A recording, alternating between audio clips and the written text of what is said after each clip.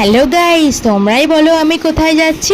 সেই দিন ভোর ভোর উঠে বর্ধমান থেকে পৌঁছে গেলাম কলকাতার দিকে, কারণ দিনটা ছিল আমাদের নতুন মুখ্যমন্ত্রীর শপথ নেবার দিন। আমরা ফাইনালি হাঁটতে শুরু করলাম ব্রিগেড যাওয়ার উদ্দেশ্যে।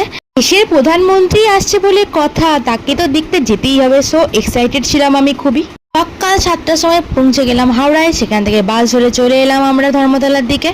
সেই যে আমরা হাঁটতে শুরু করলাম, হাঁটা পথ শেষই হয় না। দেখো দেখো সবাই হাঁটছে, সবাই যাচ্ছে কিন্তু প্রধানমন্ত্রীকে দেখতে। এই মাঠেই ছিল গাড়ি পার্কিং এর ব্যবস্থা, আর আমরা এই মাঠের ওপর দিয়ে হাঁটতে শুরু করলাম।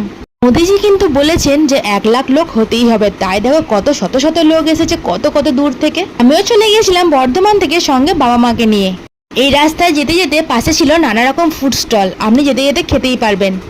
বলতে বলতে ফাইনালি চলে এলাম ব্রিগেডের মাঠে। আর এখানে দেখো কত কত লোক এসেছে, আর সামনে বসেছে ফুড স্টল। তো এখানে মোদিজির কেনা ট্রেন্ডিং ঝালমুড়ি কিনে নিলাম, আর সঙ্গে 3 রকমের মিষ্টি। কলকাতায় এসে তো কলকাতার রসগোল্লা খেতেই হবে। এক নিয়ে কিন্তু ভেতরে ঢোকা নিষিদ্ধ, বাইরে ক্যাম্প আছে সেখানেই রাখতে হবে। আর মেন জায়গায় ঢোকার সময় আপনাকে ভালোভাবে চেকিং করে ঢোকানো হবে, সামনে ছিল অনেক পুলিশ। আর এই যে ভেতরে ঢুকে দেখি মাঠ পুরো কাদায় কাদা। ওই দূরে হেলিকপ্টারে নাকি প্রধানমন্ত্রী মুখ্যমন্ত্রী আসছে। সবাই আমরা এত রোদে ওয়েট করে দাঁড়িয়ে আছি। ওই দূরে কিন্তু ভিক্টোরিয়ার মাথাটাও দেখা যাচ্ছিল। কাছেই হচ্ছিল বিভিন্ন রকম সাংস্কৃতিক নাচ, যা দেখে আমার মন ভালো হয়ে যাবে। করতে করতে দেখি মোদিজি যে চলেই এসেছে, আর ভেতরে দেখি কত লোক। মনে হচ্ছিল রাজ্যের সব লোক বুঝি এখানেই চলে এসেছে। আর দেখি ওই যে অমিত শাহকে স্টেজে দেখা যাচ্ছে। দিনটা ছিল খুবই স্ট্রাগলে, কোনো রকমে একটু রিকোয়েস্ট করে ওপরে উঠে দেখতে পেয়েছিলাম।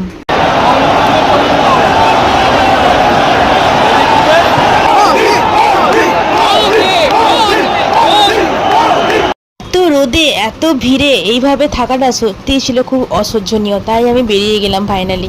তবে আজকের দিনটা ছিল আমার কাছে খুবই স্পেশাল, কারণ দেশের প্রধানমন্ত্রীকে এইভাবে সামনাসামনি দেখার সুযোগ হয়তো বারবার আসবে না। কলকাতা সেদিন কমলা হয়ে গেছিল।